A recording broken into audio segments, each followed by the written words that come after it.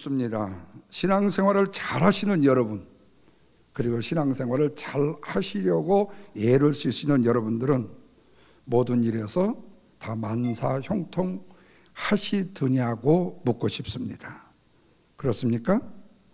아마도 거의 모두가 다 지금 막 예수 믿어가지고 한참 잘 나가는 분 외로, 교만한 분 외로 다 아니라고 하실 거예요. 이 말은 주의 일을 열심히 잘하나 신앙생활을 잘한다고 해서 만사가 다 형통하다는 말에 속아 넘어가지 말라 그 말이에요. 신앙생활을 잘해도 누구보다도 뛰어난 신앙생활을 해도 만사는 다 형통할 수가 없을 수 있습니다. 오히려 신앙생활을 잘하면 잘할수록 고난이 많습니다. 고통도 많습니다. 힘든 일도 많이 있으실 수 있어요. 그것은 주의 일이라는 것은 열심히 하는 사람이 더 많은 열심과 고난과 고통을 당하는 것이지, 안 하시는 분들은 이래도 저래도 고통 없고 이래도 저래도 하지 않습니다. 한마디로 말하면 주의 일에 열심을 다하는 사람에게는 조금 극적인 얘기지만 피 흘림이 있다라는 말씀입니다. 피 흘림이 있다라는 말씀이에요. 그런데 여러분, 아이러니하게도요, 우리가 그렇게 받기를 원하는 블레싱, 축복이라는 이 말의 어원이 뭐냐면 바로 블레이드, 피 흘림이라는 사실이에요. 이 말을 다른 말로 말하면 신앙을 위해서, 내 믿음의 신앙을 위해서 피 흘리고 열심히 고난을 당하는 피 흘림을 통해서 뭐가 와진다는 얘기입니까? 축복이 와진다는 말씀입니다. 오늘 본문의 말씀은 우리가 잘 알다시피 아담과 하와의 자녀인 가인과 아벨에 대한 이야기입니다. 그런데 아벨은 하나님께 올바른 제사를 드린 죄밖에 없었어요. 잘못이라고는 없었습니다. 형과 등을 진 것도 없었습니다. 형을 미워하거나 질투한 것도 없어요. 그런데 결과가 뭐였죠? 피 흘림이라는 죽음의 결과가 왔습니다. 하나님의 일을 잘했고 하나님 앞에 제사를 신령과 진정으로 누구보다도 잘 드렸는데 왜 그에게는 피 흘림이 있을 수 있었을까 하는 거예요. 그런데 이것은 아벨의 문제만이 아니라 오늘날 성도들 중에서도 누구보다도 앞장서서 주의 일을 열심히 하는 분들이 계시잖아요. 그런데 그 결과가 피 흘림이었다라는 말씀이 된다면 어떨까요? 그래서 유감스럽습니다마는 제가 여러분에게 주의 일을 열심히 하고자 하시는 분들께 경고합니다. 주의 일을 열심히 하면 바로 그것은 피 흘림이 있다라는 사실을 각오해야 된다는 말씀입니다. 그러니까 피 흘림이 없으려면 일을 대충 하셔도 괜찮아요. 그러나 피 흘림이 없이는 뭐가 없다고요? 축복이 없다는 말씀입니다. 그렇다면 우리의 축복은 뭘로 쟁취하는 것입니까? 피 흘림을 통해서 쟁취할 수 있다는 거예요. 이거 참 곤란하네요. 해야 될까 말아야 될까, 하자니 힘들고 안 하자니 축복이 없고. 그래도 하십시오. 왜? 마태복음 23장 35절에서 이렇게 증명해 줍니다. 아벨의 피로부터 사가랴의 피까지, 그리고 오늘날 누구에게까지? 나에게까지 피 흘림은 계속돼야 한다고 말씀하고 있어요. 그런데 오늘 본문의 사건이 언제 일어났냐면 인간이 에덴으로 또 쫓겨난 이후에 일어났던 살인사건, 최초의 살인사건이라는 거예요. 참으로 수치스럽고 어이없는 일이 아닐 수가 없습니다. 그런데 형이 아우를 죽이는 사건, 바로 이것이 인간 역사의 시작이더라는 말씀이에요. 이렇게 인간의 역사는 하나님께서 선악과를 따먹으면 정령 죽으리라고 말씀하신 그 말씀의 결과가 그대로 뭐였다고요? 이루어진 것이라는 말씀입니다. 그렇다면 피 흘림이라는 것은 뭔가? 첫째로는요, 내 마음대로 할 수 없는 것이 바로 피 흘림인 것입니다. 오늘 본문 1절에서 6절 말씀까지를 요약하면 아담과 하와가 가인과 아벨을 낳습니다. 그런데 이들이 자라서 하나님 앞에 제사를 각자 드려요. 가인은 땅의 소산으로 하나님께 제사를 드립니다. 아벨은 자기가 키운 양의 첫 새끼와 기름으로 제사를 드려요. 그런데 참 이상하게도 하나님께서 가인의 제사는 받지 아니하시고 아벨의 제사만 받으셨어요. 이때에 가인이 성질이 났습니다. 얼굴이 싹이 변했습니다. 하나님이 그를 하셨다고 말씀했어요. 그런데 7절 말씀입니다. 자, 다 같이 한번 7절 읽겠습니다. 내가 선을 행하면 어찌 낫을 들지 못하겠느냐? 선을 행하지 아니하면 죄가 내 문 앞에 엎드려 있느니라. 죄가 너를 원하지만 너는 그 죄를 뭐하라고요? 다스릴지니라. 이렇게 말씀해요. 자, 이 말씀을 한번 유심히 보십시오. 중요한 말씀인데, 죄가 문 앞에 엎드려져 있어. 죄가 너를 원하지만 너는 죄를 뭐하라고요? 다스리라고 말씀합니다. 이 말은 뭐지요? 우리의 인간에게 끊임없는 사단의 미혹과 유혹은 우리에게 있다는 말씀입니다. 시기와 질투와 원망과 불평은 우리의 마음속에 끊임없이 일어난다는 얘기입니다.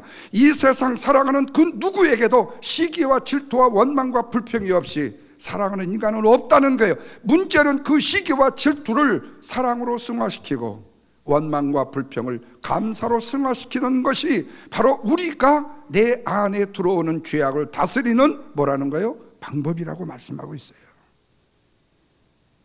자, 그렇다면 왜 살인의 사건의 문제가 생겼는데 이 원인이 뭐였는가를 우리가 봐야 돼요.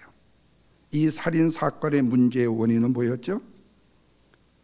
사실은 가인이 아벨 동생을 미워할 일도 아니에요.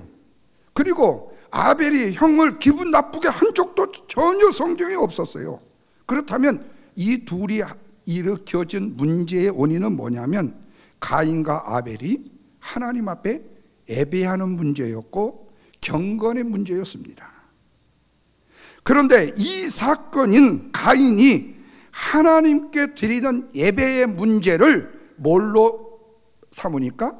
자신의 사리 사욕으로 생각하면서 그 예배가 뭐가 되어버린 거예요? 살인으로 발전되게 되었다는 거예요. 인간이 하나님께 대해서 예배하는 거룩한 행위가 깨져버리니까 뭐가 발생했어요? 살인의 문제가 발생했다는 말씀입니다. 여러분, 우리 신앙생활을 오래 하시거나 아니면 신앙의 직분을 받으신 분들이 참 유념해야 될 일이 있습니다. 마치 목사나 목사의 가족은, 신실한 장로님들의 가족은 하늘의 천국을 내가 따놓은 당상이고, 누구보다도 다른 사람 앞에 나는 굉장히 주의를 많이 해서 열심을 했기 때문에 나는 그래도 어떤 부분에서 다른 사람 앞에 인정을 받고 존경을 받아야 된다라고 생각한다면 회개하셔야 돼요. 왜요? 그러면 그럴수록 더 죽어야 되는 거예요. 여러분, 목사라는 직분이 어디 있어요? 목사라는 직분 자체가, 목사 가족이라는 자체가 하늘에 가장 좋은 곳을 차지한다는 얘기가 어디 있습니까? 없어요. 그런데 우리가 교만하게도 목사는 모든 것이 다 선한 줄 알고 목사 가족은 모든 것이 다 옳은 줄만 착각하는 거예요. 어쩌면 가장 교만할 수도 있는데 말입니다.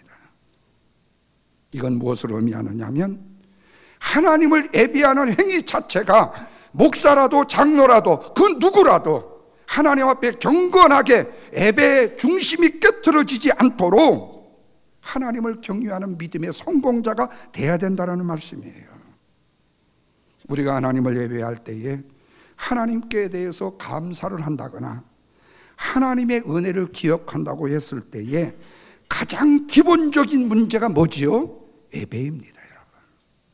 근데 예배가 뭐가 되어버렸죠? 습관이 되어버렸어요. 그러다 보니까 예배를 시간 때우는 것으로 생각하는 거예요. 할 일 없으니까 예배나 가자가 아니에요. 예배를 드려야 할 일이 생기고 예배를 드려야 할 일이 잘 되는 건데 우선순위가 바뀌었다는 거예요. 내 영혼이 잘 되지 않고 범사가 잘 될 수 없는데 말입니다. 그런데 정말 그렇습니다. 인간과 인간의 관계에 있어서 일어나는 모든 일들을 한번 디테일하게 파헤쳐 보면 그 중심이 하나님께 대한 불신앙적인 태도, 그리고 하나님과의 관계가 깨어질 때 문제가 발생했다는 사실이에요. 연예인들, 인기 많은 사람들 종종 신앙인이었는데 교회를 다녔는데 자살을 했다라는 기사들을 볼 거예요. 어떻게 신앙인이 자살을 할 수가 있죠? 아니요, 말이 신앙이기 때문에 자살을 할 수 있는 거예요. 왜 그렇습니까? 신앙인은 신앙인의 도리로서 하나님의 말씀을 지키고 경외하는 예배의 승리자가 돼야 돼요. 그런데 그 예배가 형식과 가식의 예배가 되거나 하나님을 신실하게 경유하던 예배가 되지 못했을 때에 그 예배라는 자체 속에 뭐가 역사하는 거예요? 사탄이 역사하면 우리 보고 마치 하나님이 나를 자살을 하라고 충동질을 하는 것처럼 사탄이 나로 하여금 자살을 하고 충동을 하는 거예요. 이것은 그 누구도 예외가 없습니다. 다시 말하면 우리가 하나님의 앞에 드리는 예배를 경홀히 하고 소홀히 하고 그리고 형식화 시켜갈 때 그 예배는 하나님이 받으시는 예배가 아니라 오히려 사단에 이끌려가는 예배가 되기가 쉽다라는 말씀이에요. 지금 가인이 하나님이 동생의 예배는 받았고 내 예배는 받지 않았다고 동생 아벨을 쳐서 죽였어요. 그러면 지금 사실은 왜 하나님과 자기의 관계에서 예배를 받지 않은 문제 해결이 있어야지 왜 동생과의 자기의 문제에서 해결이 있어야 되냐 그 말이에요. 그것은 바로 뭘 말하는 거죠? 경건의 수단화에서 생긴 사건이 바로 뭐냐? 살인사건이었다는 거예요. 한마디로 이 문제의 원인은 내가 이 실과를 먹는 날에는 정령 죽으리라고 하신 말씀에 대한 불신앙이 있었다는 거예요. 하나님의 말씀을 소홀히 여기고 거역하고 믿지 아니한 나머지 일어난 사건의 결과가 바로 살인이었다는 거예요. 그래서 본문의 문제는 살인사건 자체가 아니라 하나님 앞에 잘못 드려진 예배의 결과였다는 사실이에요. 그래서 그 예배가 하나님께 상달되지를 못했다는 거예요. 이런 마음보를 가인이 갖고 있었는데 하나님이 받으시겠냐 그 말이에요. 이런 마음보를 가지고 있었는데, 그러니까 이미 가인의 제사를 받지 않으셨다는 얘기는 가인은 이미 그 예배를 준비할 때에 하나님이 받지 못할 예배를 드렸다는 얘기예요. 형식으로는 예배를 드렸지만 그 예배는 하나님이 받으실 만한 예배가 되지 못했다는 거예요. 그러니까 하나님 앞에 드리는 예배가 상달이 되지 않는 거예요. 그렇다면 가인이 이 예배를 드리기 전이나 예배를 드린 이후에 가인의 모습은 어떻을까? 아마도 형용할 수 없을 만한 고통과 갈등과 불안과 번민이 그에게 있었을 것이라는 거예요. 도무지 감당기 어려운 고민이 있었을 것이라는 거예요. 그 괴로움의 원인이 하나님과의 관계가 예배를 드리기 전에, 제사를 드리기 전에 이미 가인과 하나님과의 관계는 끊어졌었던 관계였다는 거죠.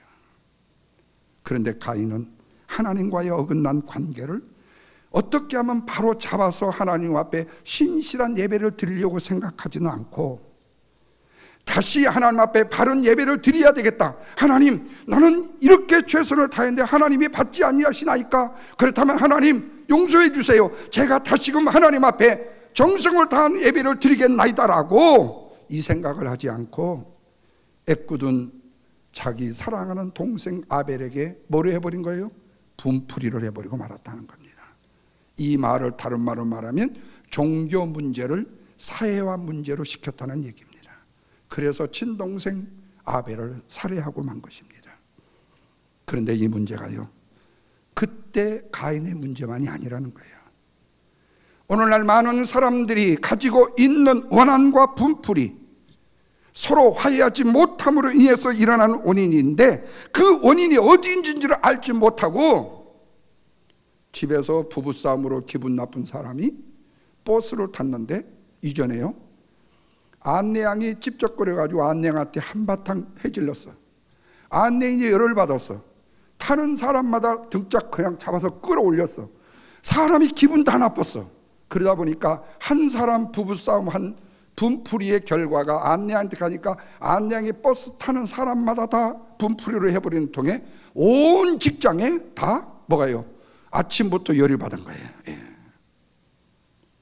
부부를. 그래서 이 미국에서는 그런 분들이 종종 없는데 한국에서는 그런 분들이 참 많아요. 집사님, 왜 오늘 예배 안 나오셨어? 교회 가자고 하니까 남편이 얼마나 열을 받게 하는지 그래서 한바탕 했잖아요. 그런데 가서 예배를 어떻게 드리겠어요? 참 말은 겁나게 경건해. 예. 그럴수록 예배를 드려야 될 거 아니에요. 싸울수록 예배를 드려야 될 거 아니에요. 싸웠다고 예배를 안 드려요? 그러면은 주님, 내가 무엇을 잘못했나요? 처음에는 이 정도 나가다가 주님, 그래도 아무리 봐도 제가 잘못했어요. 남편과 싸운 것은 내가 그래도 신앙이 우리 남편보다 조금 나은데 내가 우리 남편한테 대든 거 하나님 용서해 주세요. 회개하고 하나님 앞에 용서를 빌면서 우리 남편 바로 돌아오게 해주세요 하는 예배를 드려야 맞아요? 틀려요? 맞단 말이에요. 그런데 왜 거기다가 분풀이 하냐 그 말이에요. 예. 거기다가 분풀이를 해버리는 거예요. 이게 바로 가인의 처사가 아니고 무엇입니까? 하나님 앞에 신령과 진정의 예배가 되지 못했을 때에 대부분의 그 원인이 어디 있는가? 사람과 사람의 관계가 아니요 하나님과의 나의 관계가 잘못되었기 때문에 일어나는 결실이라는 거예요. 하나님과의 잘못된 그 다음에 그 부작용으로 사람이 사람한테 분풀이를 하게 된다는 겁니다. 그래서 문제가 되는 거예요. 이것을 심리학적 용어로는 뭐라고 말하느냐? 가인 콤플렉스라고 말합니다. 예. 가인은 하나님 앞에서 자기가 잘못한 것을 가지고 사람 앞에 분풀이를 한 거예요. 사람과의 관계의 탓으로 돌리려고 했다는 겁니다. 그런데 하나님이 받지 않으신 제사를 왜 아벨 때문이라고 생각했느냐 그 말이에요. 내가 못 사는 것이 남 때문이라고 왜 생각을 하느냐는 그 말입니다. 나의 실패가 왜 다른 사람의 성공 때문이라고 핑계를 하느냐 그 말입니다. 왜 남의 행복에서 내 불행의 원인을 찾으려고 하느냐는 심술이에요. 이렇게 내가 잘 안 되는 것이 다 남 탓이라고 생각하는 것, 남 잘 되는 것이 배가 아파서 못 견디는 것, 모두 다 뭐라고요? 가인 콤플렉스. 심지어는 내 기도가 응답되지 못하는 것 때문에 불평하는 것이 아니라 내가 옆에 있는 나보다도 못난 박 집사, 김 집사 기도는 왜 응답이 되느냐, 그래서 내가 뒤틀린다는 거예요.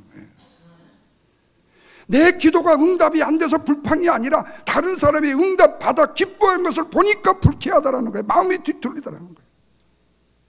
사랑하는 여러분, 그럼에도 불구하고 우리가 피 흘림 가운데 거할 수밖에 없는 것은 우리 주님의 산상수훈의 마지막 말씀인 의를 위하여 핍박을 받는 자는 뭐가 있나니? 복이 있나니라는 이 말씀 때문이에요. 그러면 왜 의를 위한 박해가 되어지는가? 그것은 내 마음대로 할 수 없기 때문에 그런 거예요. 내 마음대로 분풀이도 내 마음대로 화풀이도 할 수 없는 것이기 때문에. 그러나 우리도 인간인지라 힘들고 외로우면요 도망치고 싶은 생각이 왜 안 들겠어요? 속된 말로 더러워서 못하겠다는 마음이 왜 안 들겠어요? 근데 받은 은혜를 생각하면요 내 마음대로 내 생각대로 할 수가 없다는 거예요. 모욕을 당하니 창피하고 화도 나고 가만두고 싶지 않을 때가 얼마나 많겠어요.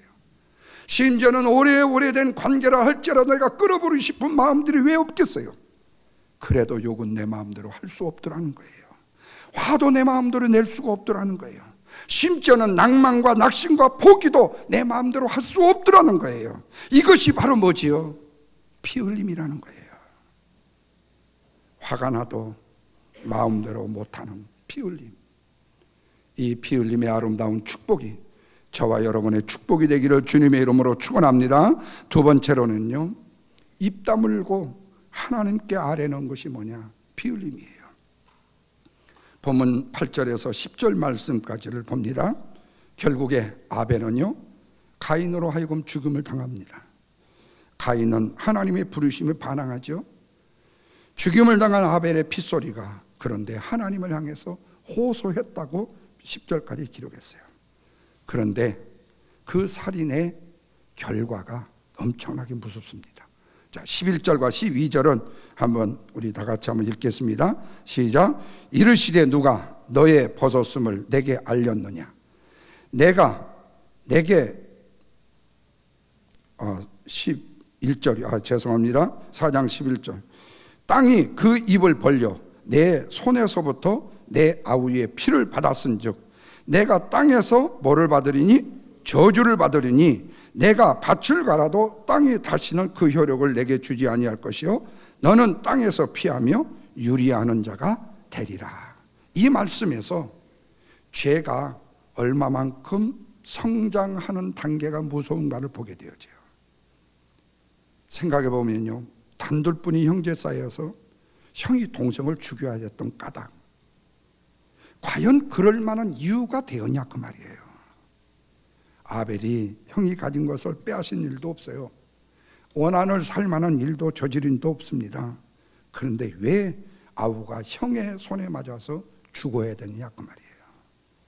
그런데 여러분, 오늘날 우리 주위에도 이런 일들이 많다는 거예요. 다시 말하면 내게 아무 소득도 없는 범죄를 일으키는 사람이 있어요. 내게 아무런 소득도 없이 남들이 우리 한번 뭔가 저지르자 그러면은 그러자 하고 따라가는 멍충이들요. 지 주관도 자존심도 자존감도 없는 멍충이들이요. 그래서 친구 따라 강남 간다고 친구 따라 살인자가 되어버리는 거예요. 뿐만 아니라 분풀이나 하고 보자는 식으로 이런 범죄가 난무한다는 거예요. 그래서 포리스한테 딱지를 띄웠다고 추록을 몰고 술 먹고 파출소를 들이받아버려. 그냥 얼마나 유디한 사람이요. 딱지 띈 거하고 자기가 술 먹어서 딱지를 띄고 면허를 정지당한 것이 왜 파출소가 죄냔 말이에요. 왜 그거를 받아야 되냐 그 말이에요. 이게 뭐로 발전합니까? 내 자신의 문제를 해결하려고 하다가 엉뚱한 사람을 괴롭힌다는 거예요. 그리고 왜 술 먹고 운전을 하냐 이거예요. 술 먹고 운전하면 나만 죽는 게 아니라 다른 사람을 죽이는데 말이에요. 왜 졸면서 운전을 하냐 이 말이에요. 나한테 지금 하는 말이에요. 그럴 때는 자지 차라리. 탄 사람 다 죽이려고. 이거 여러분 보통 문제가 아니에요. 엉뚱한 사람을 괴롭히다 보면요, 병든 심령이 돼갖고 발악을 하게 되고요, 내 마음의 평화를 빼앗아가게 되고요, 평화가 없다 보니까 질투로 발전하게 되고요, 질투가 폭발하다 보니까 나중에는 이제 이게 질투가 발전하다 보니까 그냥 폭발을 해버리는 거 아닙니까? 그 마음 그대로만 있어도 좋으련만 꼭 뒤에 사건을 일으킨다는 겁니다. 이를 터뜨리고 만다는 거예요. 말로 행동으로 후회할 일들을 저지르고 만다는 겁니다. 그래서 죄가 있는 곳에는요, 절대로 고요함이 없다는 사실을 기억해야 합니다. 비이성적인 인간이 되어서 판단이 흐려지고 총기가 사라지게 된다는 말씀입니다. 생각에서 생각으로 끝나는 것이 아니고 행동으로 폭발한다는 거예요. 뿐만 아니라 살인적인 인간이 되고 만다는 겁니다. 그런데 이 살인이라는 것이 반드시 육체를 죽이는 것만 해당되는 것은 아니잖아요. 죽음의 원인을 제공하게 되면 그도 또한 살인이 되는 거예요. 유대배 학생인가요? 어떤 여학생이 자기 남자친구한테 너는 죽어야 된다고요, 너는 죽어야 된다고요, 자꾸 이메일을 보내고 전화를 하니까요, 그 남자 멍충이가 죽었어요. 그래서 살인 유도죄로 잡혀갔어요. 유도하는 여자도 문제고 그 말 했다고 얼마나 충성스럽게 여자 위에 죽는 사람도 문제고, 자기가 인기가 좀 떨어졌다고 내가 세상 더 살아야 될 이유가 없다고 자살을 하고, 나는 묻습니다. 너는 언제부터 인기가 있었냐고. 본래 아무것도 없었지 않냐고. 부유한 가정에서 태어지지 못하기 때문에 뭔가 좀 되려고 했는데 나를 무시하기에 내가 내 생명을 끊었다. 그러면 누군들 세상에 태어날 때 가지고 태어난 사람이 어디 있냐고. 결국에 아벨은 들에서 형 가인에게 죽임을 당합니다. 그때의 가인이 할 수 있었던 소리는 추론해 보면 성경에 아무것도 없어요. 큰 소리 외에 말이 없었어요. 다시 말하면 아벨은 죽으면서도 어떤 말도 남기지 않았다는 겁니다. 억울함의 호소도 없었다는 말씀입니다.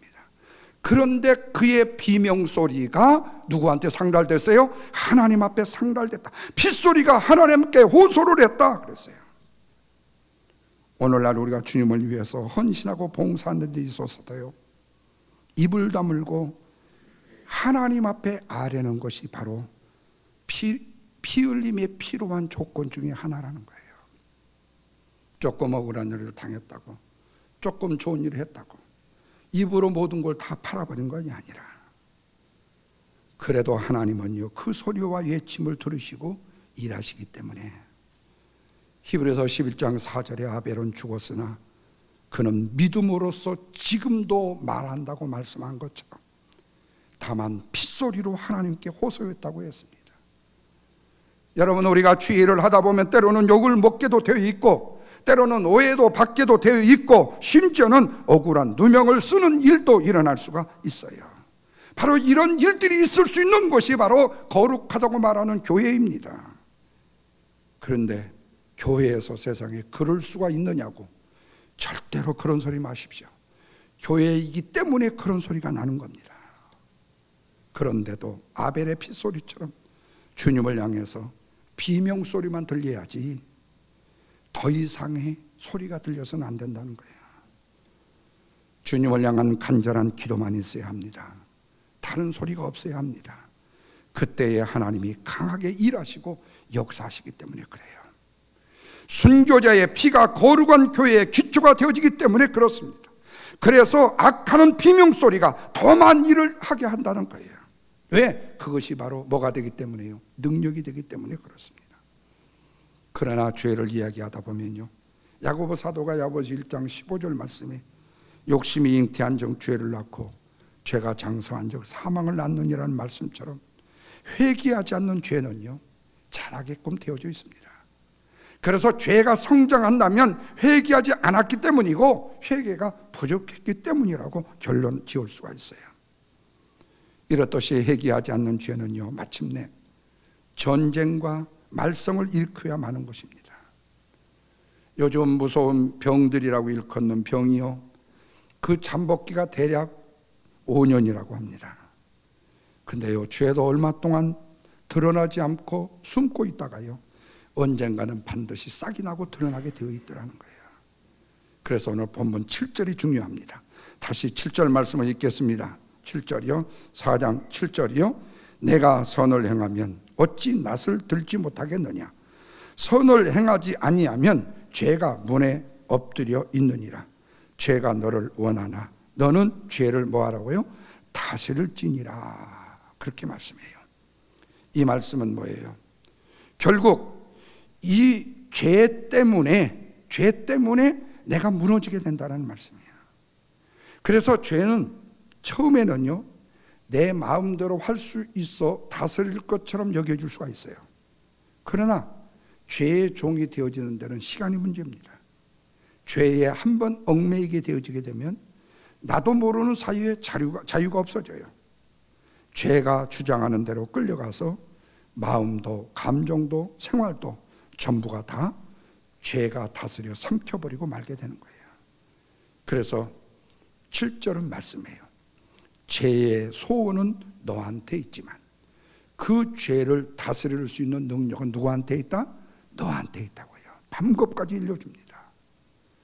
환경이 변해야 하고 멀리 가야 하고 세상에 달라져야 하고 저 사람이 나를 대하는 태도부터 달라져야 된다는 말이 아닙니다.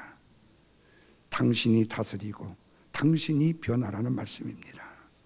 세상이 변하기를 바라지 말고 이웃이 나를 달리 대해주기를 기대하지 말고 그거 다 상관이 없어요. 조금 나를 위해준다고 해봤자 그때뿐이에요. 어느 곳에 갖다 놔도 다 이 형편 저 형편이 같습니다. 그 모든 문제는 누구한테 있다고요? 나한테 있습니다. 내가 나를 다스려야 합니다. 그리고 선을 행하라고 말씀합니다. 선으로 악을 이겨야 된다고 말씀합니다. 그래서 우리는 피 흘림의 고난이라 할지라도 사람에게는 말하지 말아야 돼요. 왜? 피 흘림의 고난을 사람에게 말하면요, 그 피 흘림의 가치가 떨어져요. 그래서 이런 말이 돼요. 말을 나누면 은혜가 사라지지만 기도를 드리면 은혜가 넘쳐난다고요. 그래서 피 흘리면 내 마음대로 할 수 없는 겁니다. 입 다물고 하나님께 아뢰는 수밖에 없는 거예요. 사랑하는 여러분, 이 말씀을 맺겠습니다. 우리에게는 어떤 환경도 어떤 상황이 있을 수 있습니다. 그럼에도 우리가 하나님을 신뢰한다라는 사실은 바로 우리에게 피 흘림이 있기 때문에 그렇습니다. 그래서 성숙한 성도는 환경과 상황이나 아니면 사람을 보지 않고 피 흘림으로 일하는 사람인 것입니다. 피 흘림의 헌신과 봉사가 뭘 가져올 수 있어요? 엄청난 열매를 가져올 수 있기 때문에 그렇습니다. 소란스럽게 난리를 피우고 일하기보다는 말 없는 피 흘림이 더 많은 일을 이룰 수 있다는 말씀입니다. 그래서 고난의 피 흘림의 길이라 할지라도 죽임을 당하는 피 흘림이라 하더라도 우리는 그 길을 갈 수밖에 없는 거예요. 그것이 바로 주님을 향한 신실한 믿음의 제자가 걸어가야 될 길이기 때문에 그렇습니다. 그리고 주님이 원하시는 피 흘림이라는 것은 아벨처럼 내 마음대로 할 수 없는 거예요. 또한 주님이 원하시는 피 흘림이라는 것은 어떤 상황 가운데 내가 처한다 할지라도 하나님께만 입 다물고 아뢰는 것이라는 겁니다. 그리하면 아벨의 핏소리를 들으시고 응답하듯이 저와 여러분의 기도에도 응답하시는 하나님을 경험할 수 있게 될 것입니다. 이 은혜가 임하기를 주님의 이름으로 축원합니다.